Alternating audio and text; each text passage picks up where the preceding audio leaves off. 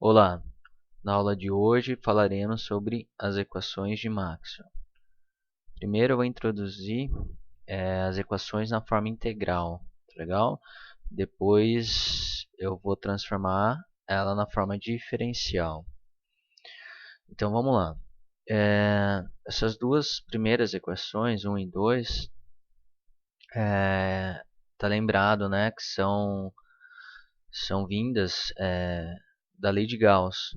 Então essa primeira aqui, ó, ela relaciona o fluxo, né, fluxo elétrico com as cargas envolvidas, tá bom?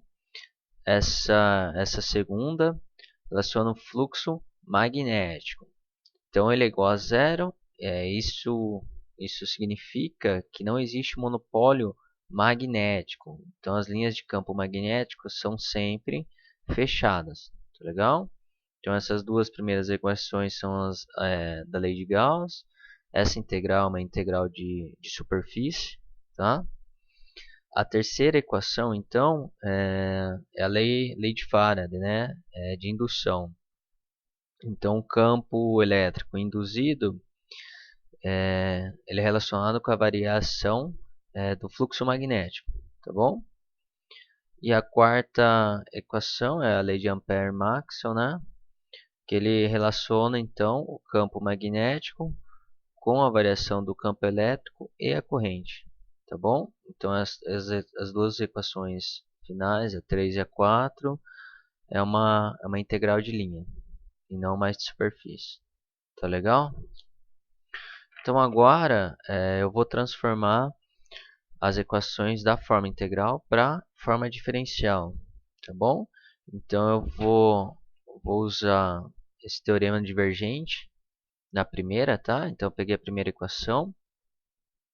Então, o teorema divergente, ele relaciona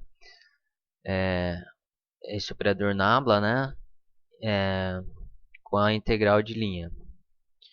Desculpa, com a integral de superfície. Então, a gente sabe que o Q, a gente pode escrever ele na forma de ρ, integral, né, de ρ dv. Então, eu só substituo o Q, que é a carga, pela integral de ρ dv sobre epsilon zero. Aí a gente tem dois integrandos. Então, como aqui o dv tem nos dois, né, a gente vai comparar os dois. Então, por comparação, a gente sabe que o divergente do E, do campo elétrico, ele tem que ser igual ao ρ epsilon zero, tá? Ou a densidade de carga. Então, essa é a primeira lei de Maxwell na forma diferencial, tá bom? Por analogia, a gente descobre essa segunda lei de Maxwell, que é o divergente do campo magnético, ele é igual a zero, tá bom? Usando o mesmo teorema. Agora, para a terceira lei, eu tenho que pegar o teorema de Stokes, tá? Então, ele vai relacionar o quê? Uma integral de linha com um rotacional, tá bom? Então, ó, aplicando a lei de Stokes nessa integral, a gente vê que o rotacional do E ele vai ser igual, né, à integral de linha de E ds. E tudo isso é igual, então, à derivada do fluxo em relação ao tempo. Mas o fluxo, a gente sabe que o fluxo também é uma integral, certo? Então eu tirei a derivada, né, escrevi o fluxo como uma integral de campo, NdA, né? Então eu vou jogar a derivada para dentro, tá legal?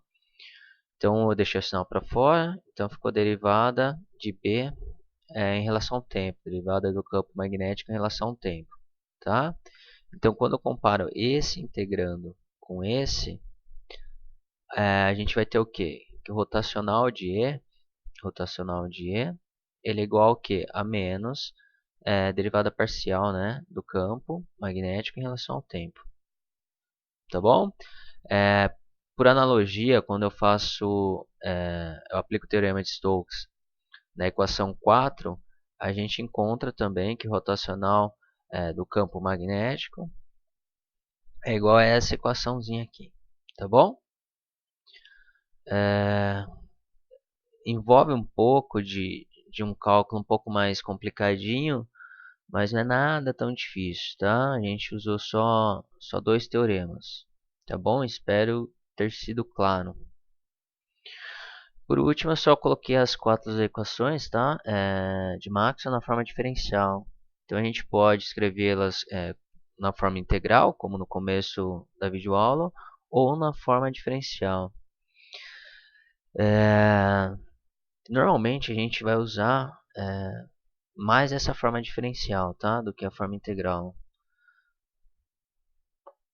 Por hoje é isso. Muito obrigado.